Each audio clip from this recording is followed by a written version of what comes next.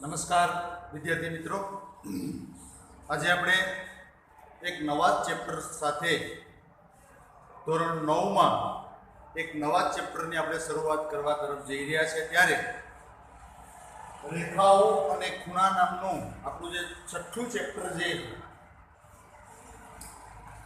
બરાબર, એના વિશે આપણે માહિતગાર થવાનું। જો કે તમે રેખાઓ વિશે તો અગાઉના પ્રકરણની અંદર તમે શીખીને આવો બરાબર, તો આપણને ખ્યાલ છે કે રેખાઓ જે છે એ બિંદુઓનો ગણ છે। આપણને ખ્યાલ છે કે ભાઈ રેખા એ બિંદુઓનો ગણ છે, બિંદુઓનો ગણ છે।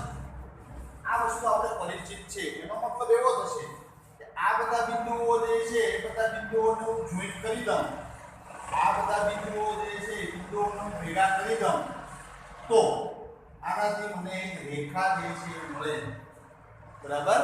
આ બિંદુઓને હું જોઈન્ટ કરી દઉં તો મને રેખાઓ મળે।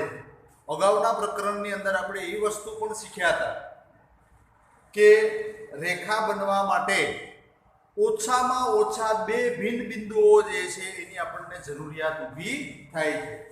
એનાથી વિપરીત પછીની પૂર્વધારણા આપણે એવી શીખ્યા હતા કે દરેક રેખામાં ઓછામાં ઓછા બે ભિન્ન બિંદુઓ હોય અને બે ભિન્ન બિંદુઓ છે એ એક અને માત્ર એક જ રેખા નિશ્ચિત કરે। એટલે આના વિશે આપણે અગાઉના લેક્ચરની અંદર શીખ્યા હતા। તો આજે આપણે આ રેખાઓ વિશે તો આપણે બધા પરિચિત છો જ બરાબર। તો સામાન્ય રીતે આપણને ખ્યાલ છે કે ભાઈ બિંદુ, રેખા, સમતલ અને અવકાશ જે છે એ ભૂમિતિના અવ્યાખ્યાયિત પદો છે। તેમ છતાં પણ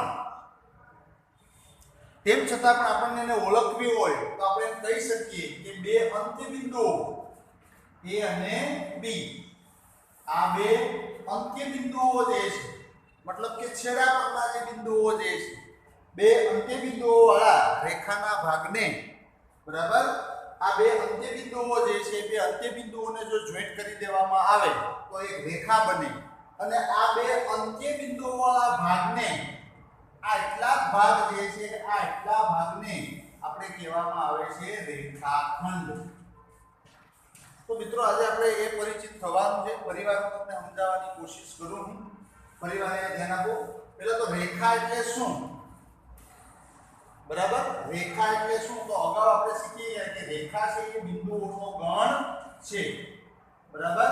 રેખા જે છે બિંદુઓનો ગણ છે। આને બધાને હું જોઈન્ટ કરી દઉં બરાબર, આ બધાને આને હું જોઈન્ટ કરી દઉં તો આ મને શું મળી? રેખા બરાબર। ફરીવાર હું સમજાવવાની કોશિશ કરું હું કે રેખા છે એ બિંદુઓનો ગણ છે।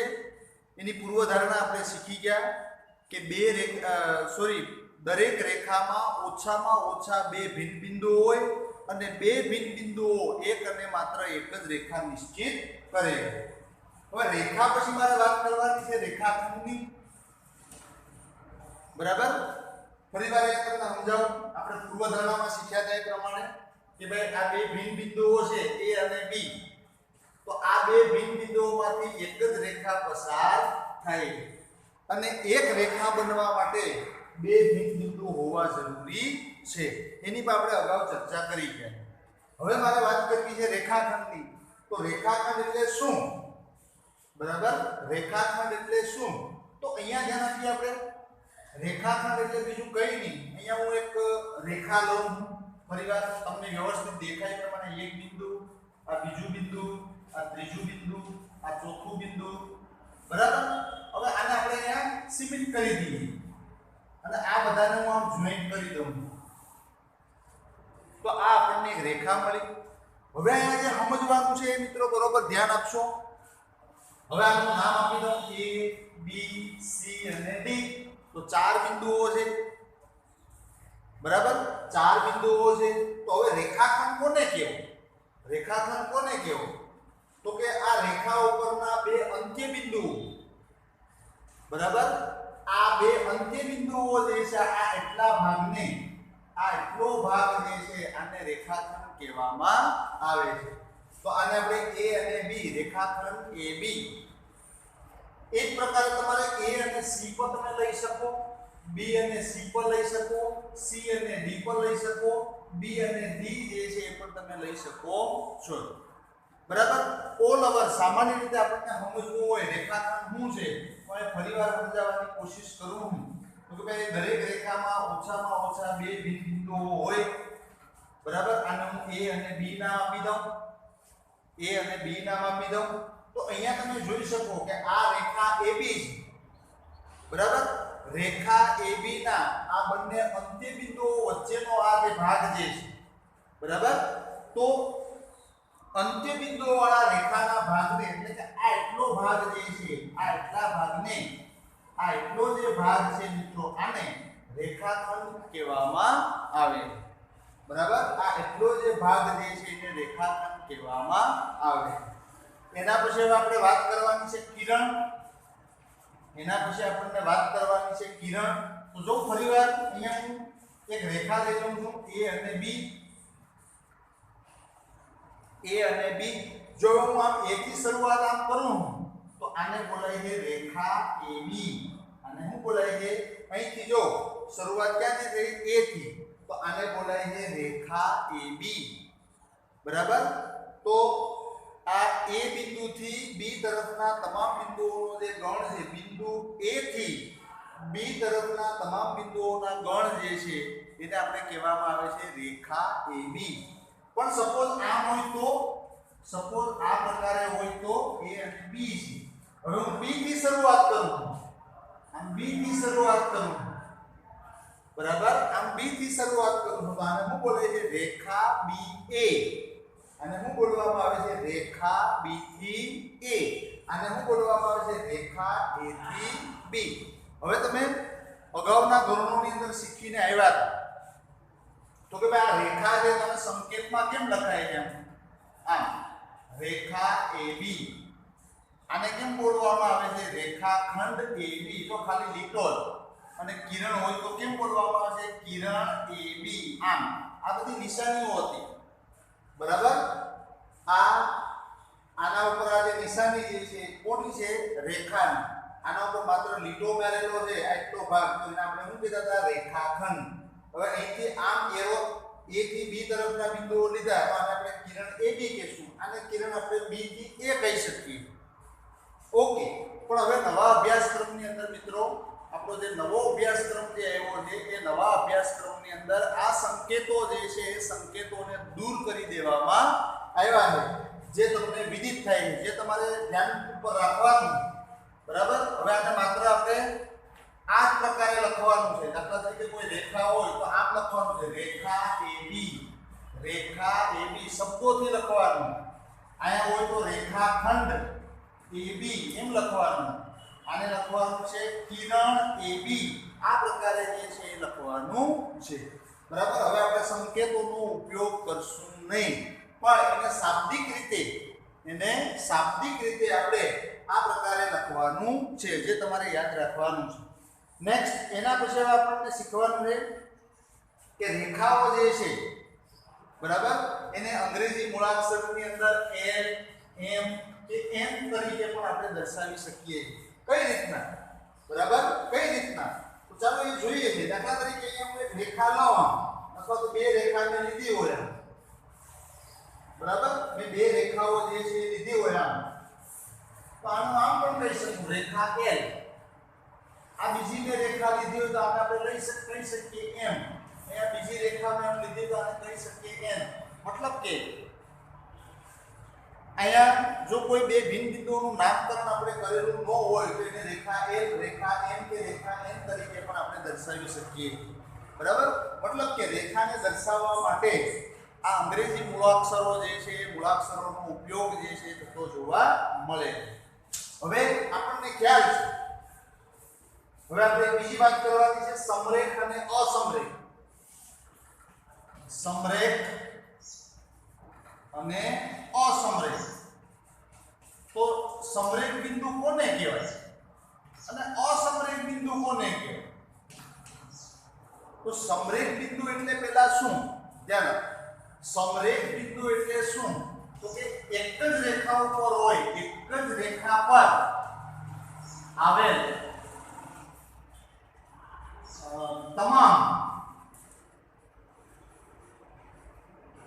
તમામ જે બિંદુઓ જે છે તમામ બિંદુઓને સમરેખ બિંદુ કહેવાય.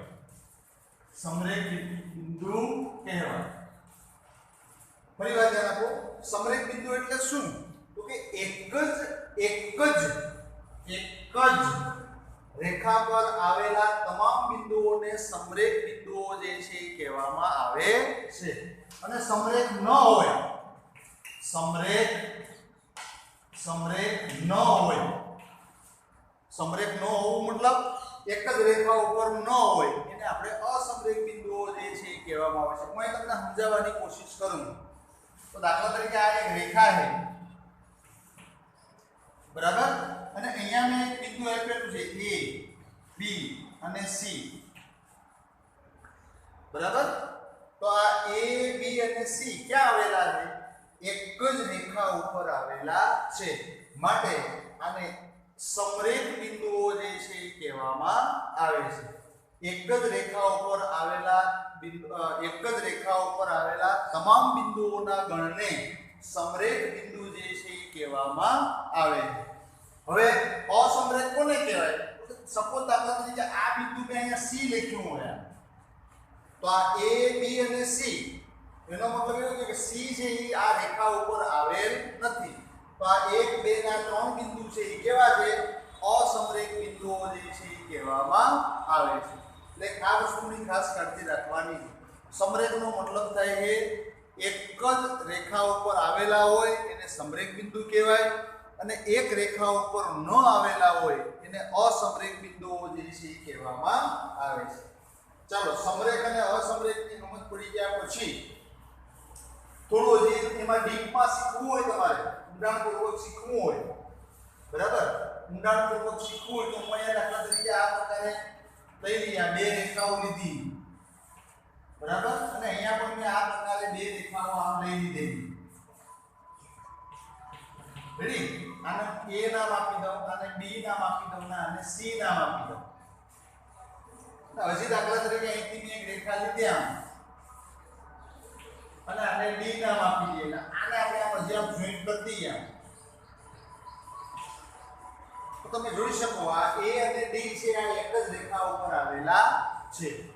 B અને C છે આ એક જ રેખા ઉપર આવેલ છે. D અને C છે આ એક જ રેખા ઉપર આવેલ છે. A અને B છે આ એક જ રેખા ઉપર આવેલ છે. એ પ્રમાણે A અને C છે આ એક જ રેખા ઉપર આવેલ છે. B અને D છે આ એક જ રેખા ઉપર આવેલ છે. તો એક જ રેખા ઉપર આવેલા હોય એને સમરેખ બિંદુઓ કહેવાય, અને એક રેખા ઉપર ન હોય એને અસમરેખ બિંદુઓ કહેવાય. સપોઝ અહીંયા હું x નામ આપી દઉં અહીંયા, તો જોશો A, X અને C સમરેખ બિંદુ, B, X, D સમરેખ બિંદુ, પણ A, X, D સમરેખ નથી. B, X, C સમરેખ નથી. A, X, B સમરેખ નથી. C, X, D સમરેખ નથી. તો આ વસ્તુ જે છે એને પણ તમે ધ્યાનમાં રાખશો. એક જ રેખા ઉપર આવેલા હોય એને સમરેખ કહેવાય, અને એક રેખા ઉપર ન આવેલા હોય એને અસમરેખ બિંદુઓ કહેવામાં આવે છે. હવે મારે વાત કરવી છે, તમે રેખાઓ વિશે બધા માહિતગાર થયા. હવે મારે વાત કરવી છે ખૂણાઓ વિશે. તો ખૂણો કોને કહેવાય? બરાબર, તો આપણને એમ કીધેલું છે કે એક જ ઉદ્ભવ બિંદુ વાળા, બરાબર, એક જ ઉદ્ભવ બિંદુ વાળા બે વિરુદ્ધ કિરણો જે છે એ બે વિરુદ્ધ કિરણોના યોગથી બનતો, બરાબર, બે વિરુદ્ધ કિરણોના યોગથી જે બને છે એને આપણે જે ખૂણો જે છે એ કહેવામાં આવે છે. અથવા તો બે કિરણો એક સામાન્ય અંત્ય બિંદુ ઉદ્ભવે, બે કિરણો એક સામાન્ય અંત્ય બિંદુથી ઉદ્ભવે તો એને આપણે ખૂણા તરીકે ઓળખવામાં આવે છે. દાખલા તરીકે અહીંયા ધ્યાન આપો, આ એક કિરણ લઈ લીધું મેં આમ, અને આ બીજું કિરણ લઈ લીધું, બરાબર. તો આનું ઉદ્ભવ બિંદુ શું છે? A. અહીંયા હું B લઈ લઉં અને અહીંયા હું C લઈ લઉં, તો આ હું કિરણ બન્યું A થી B અને A થી C. તો તો આ બંને કિરણો જે છે એ બંને કિરણોનું સામાન્ય ઉદ્ભવ બિંદુ કયું છે એ. તો આને આપણે કહી શકીએ કે ભાઈ સામાન્ય ઉદ્ભવ બિંદુથી બરાબર સામાન્ય ઉદ્ભવ બિંદુથી આ બે કિરણોના યોગથી બનતો આને આપણે ખૂણો BAC ખૂણો આ સંકેત જે છે ખૂણાનો છે BAC ખૂણો BAC તરીકે આપણને એને ઓળખવામાં આવે છે. બરાબર. પછી હવે અહીંયા જે આ ખૂણો બની ગયો મિત્રો, તો હવે આને આ ખૂણાની બાજુ કહેવામાં આવે છે. A થી B કહું કે B થી A કહું, આને પણ શું કહેવામાં આવે છે? એની બાજુ. A થી C કહું કે C થી A કહું. બરાબર. હવે એની બાજુઓ બને અને એનું જે સામાન્ય અંત્યબિંદુ જે છે એ ખૂણાનું શિરોબિંદુ છે. તો આ એનું સામાન્ય અંત્યબિંદુ છે બંનેનું, આ બંને બાજુઓનું સામાન્ય અંત્યબિંદુ છે. એટલે આને શું કહેવામાં આવે છે? એનો ખૂણો જે છે બરાબર સોરી એનું શિરોબિંદુ જે છે એ કહેવામાં આવે છે. હવે ખૂણાઓ વિશે ફરીવાર એક જ વસ્તુ આપણને યાદ રાખવાની છે મિત્રો કે સામાન્ય ઉદ્ભવ બિંદુ વાળા આ જે બે કિરણો જે છે, સામાન્ય ઉદ્ભવ બિંદુ વાળા બે કિરણોથી ખૂણો જે છે એ બનતો આપણને જોવા મળે છે. બરાબર. આને ખૂણાઓની બાજુ કહેવામાં આવે છે, આને ખૂણાઓનું શિરોબિંદુ જે છે એ કહેવામાં આવે છે. બરાબર. હવે ખૂણાઓ વિશે તમે બધા માહિતગાર છો. ખૂણાના કેટલા પ્રકાર છે? પહેલો છે લઘુ કોણ, પછી છે ગુરુ કોણ, પછી કાટકોણ. બરાબર. આના વિશે તમે બધા પરિચિત છો. પણ મોટાભાગના વિદ્યાર્થીઓ જે છે આ ખૂણાથી નામ સાંભળેલા છે પણ ખરેખર સમજ પડતી નથી. બરાબર.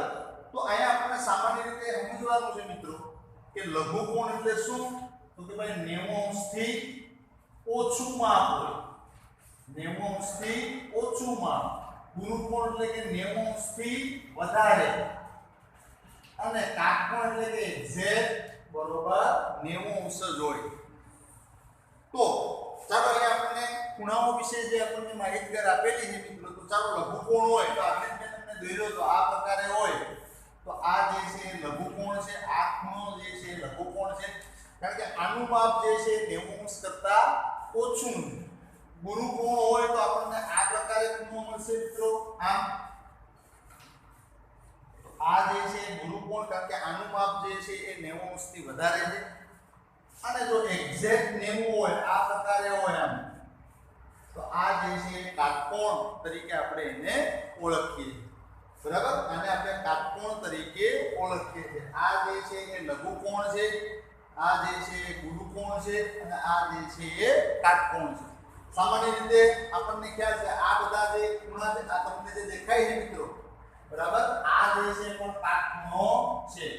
જો જે આ જે છે પણ કાટખૂણો છે, આ જે છે પણ આપણને કાટખૂણો જોવા મળશે. બરાબર. આ જે છે પણ આપણા માટે કાટખૂણો છે, એક્ઝેક્ટ 90 અંશ. બરાબર. આ જે છે 90 અંશ કરતા વધારે છે અને આ જે છે 90 અંશ કરતા ઓછું છે, માટે એને આપણે લઘુ કોણ, આ જે છે ગુરુ કોણ, અને આને આપણે કાટકોણ તરીકે ઓળખવાનો છે. બીજા અહીંયા નવા બે ખૂણાઓ આવે છે. જો કે તમે એના વિશે પરિચિત હશો જ. બરાબર. જો કે તમે એના વિશે પરિચિત હશો જ. તો જે ખૂણાનું માપ, બરાબર, જે ખૂણાનું માપ જે છે આપણને એક્ઝેક્ટ 180 જોવા મળે. બરાબર. જે ખૂણાનું માપ આપણને એક્ઝેક્ટ 180 જોવા મળે એને નામ આપેલું છે. હવે આપણે બીજો ખૂણાની વાત કરવાની છે, સરળ કોણ, અને બીજો જે છે એ વિપરીત કોણ. તો આ બે નવા ખૂણાઓ જે છે, ધ્યાન આપશો તો આ બે નવા ખૂણાઓ જે છે એ નવા ખૂણાઓ આપણા માટે અહીંયા આપેલા છે. સરળ કોણ એટલે કે જે ખૂણાનું માપ એક્ઝેક્ટ 180 અંશ થાય. બરાબર. સરળ કોણ જે છે એ સરળ કોણનું માપ આપણને એક્ઝેક્ટ 180 અંશ થતું હોય એને આપણે સરળ કોણ કહીશું.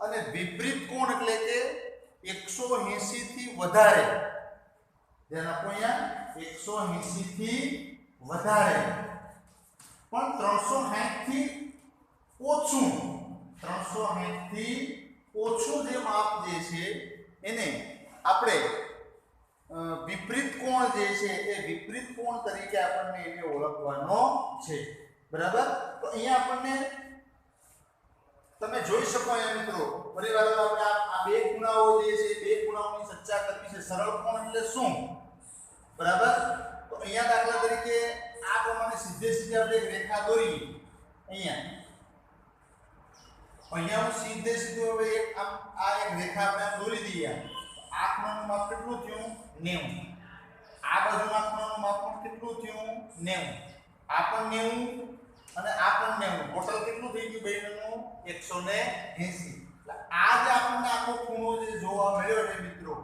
આ જે આપણને આખો ખૂણો જે જોવા મળે છે એને આપણે સરળ કોણ તરીકે ઓળખવાનો છે બરાબર એને સરળ કોણ તરીકે ઓળખવાનો છે હવે અહીંયા આપણને વિપરીત કોણની જે વાત આપેલી છે મિત્રો તમે જોઈ શકો બરાબર તો અહીંયા તમે જો 180 થી વધારે બરાબર અહીંયા તમે જોઈ શકો આ જે આપણને માપ બતાવેલું છે અહીં આ જે ખૂણો આપણને મળે છે એ 180 થી વધારે છે પણ 360 જે છે એના કરતા ઓછું માપ આપણને જોવા મળે છે માટે એને આપણે વિપરીત કોણ જે છે એ વિપરીત કોણ તરીકે આપણને એને લેવાનો છે તો અહીંયા આપણને લઘુ કોણ ગુરુ કોણ કાટકોણ સરળ કોણ અને વિપરીત કોણ જે છે એના વિશે આપણે માહિતગાર થયા તો આ બધી વસ્તુ જે છે એ થોડી યાદ રાખવાની જરૂરિયાત છે મિત્રો જો આ વસ્તુ તમને ક્લિયર હશે તો આગળ રેખા અને ખૂણાઓમાં તમે વ્યવસ્થિત સમજી શકશો અને સાથે સાથે આપણને સમજવાની પણ મજા આવશે તો આ ખૂણાઓની વાત કર્યા પછી હવે આપણને બાકીના બે વસ્તુ જે છે એ શીખવાની છે મિત્રો બરાબર બાકીની જે છે એ બે વસ્તુ જે છે આપણને શીખવાની છે એક છે રેખિક જોડના ખૂણા બરાબર રેખિક જોડ અને બીજું જે છે એ અભિકોણ તો આ જે રેખિક જોડના ખૂણાઓ જે છે રેખિક જોડના જે ખૂણાઓ જે છે આ બે વસ્તુ જે છે એ મિત્રો બરોબર સમજવાની કોશિશ કરવાની છે રેખિક જોડના ખૂણાઓ છે ને મિત્રો એ ટી આકારના હોય કેવા આકારના હોય ટી આકારના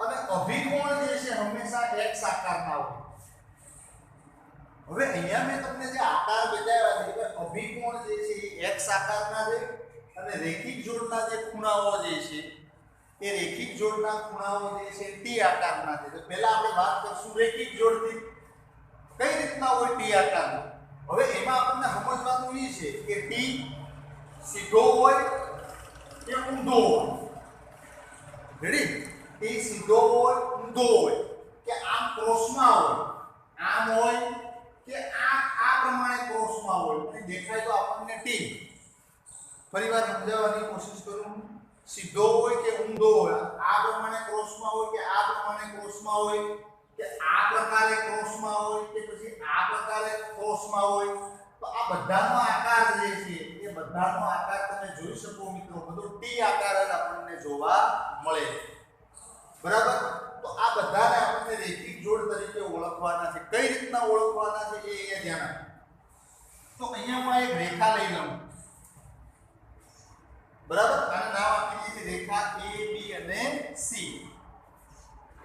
અહીંથી એક કિરણ લઈ લઉં B થી D નામનું કિરણ B થી D નામનું કિરણ તો આ બે ખૂણાઓ જે મને મળે છે મિત્રો ક્યાં DBC એટલે કે આ ખૂણો અને DBA એટલે કે આ ખૂણો આ બે ખૂણાઓને રેખિક જોડના ખૂણાઓ કહેવામાં આવે છે આ બંને ખૂણાઓને રેખિક જોડના ખૂણાઓ જે છે એ કહેવામાં આવે છે અને રેખિક જોડના ખૂણાઓનો સરવાળો હંમેશા કેટલો હોય છે બરાબર આનો સરવાળો 180 અંશ થતો આપણને જોવા મળે જો આને હું x નામ આપી દઉં અને આને હું y નામ આપી દઉં તો આને આપણે લખી શકીએ કે x + y બરાબર 180 અંશ. એટલે આ જે છે એ રેખિક જોડના ખૂણાઓ જે છે આપણને મળ્યા. બરાબર. પછી આમાં આપણે આગળ શીખવું હોય તો આ પ્રકારે હોય મિત્રો, આ પ્રકારે હોય. આને હું a b અને c નામ આપી દઉં અને અહીંયા હું એક કિરણ લઈ લઉં, અહીંયા d, તો પણ તમે કહી શકો છો. બરાબર. આને હું x કહી દઉં અને આને હું y કહી દઉં, તો આ x અને y જે છે આ બંને ખૂણાઓ જે છે એ રેખિક જોડના ખૂણાઓ છે. બરાબર. અને રેખિક જોડના ખૂણાઓ જે છે હંમેશા કેવા હોય? પૂરક. પૂરકનો મતલબ થાય છે, પૂરકનો મતલબ થાય છે કે એ બંને, બરાબર, બંનેનો સરવાળો જે છે એ 180 અંશ થતો આપણને જોવા મળશે. રેડી? રેખિક જોડના ખૂણાઓ પછી આપણને વાત કરવાની છે અભિકોણ. તો એ તો મિત્રો આપણને ખ્યાલ છે, આ પ્રમાણે જે છે ચોકડી આકારના હોય. બરાબર. અહીંયા હું નામ આપી દઉં a અને b અને c અને આને d, અને આ બે રેખાઓ જ્યાં છેદે છે એટલે નામ આપી દઈએ આપણે o. તો અહીંયા તમે જોઈ શકો AOD એટલે કે આંખનો, આને હું x કહી દઉં, COB આને હું y કહી દઉં. બરાબર. આને આપણે y કહી દઈએ. તો આ x અને y જે છે આ બંને ખૂણાઓ જે છે એ અભિકોણ છે. બરાબર. અને અભિકોણ જે છે હંમેશા બે કેવા હોય? સમાન. અભિકોણ જે છે બે કેવા હોય? સમાન. મતલબ કે x બરાબર y. અને તમે આમ પણ લખી શકો AOD બરાબર COB, આમ પણ તમે લખી શકો છો. એ જ પ્રકારે આને હું નામ આપી દઉં, તો આને m નામ આપું અને આને n નામ આપું કે ને AOC એટલે m અને n, તો m બરાબર n. મતલબ કે આ બે ખૂણાઓ જે છે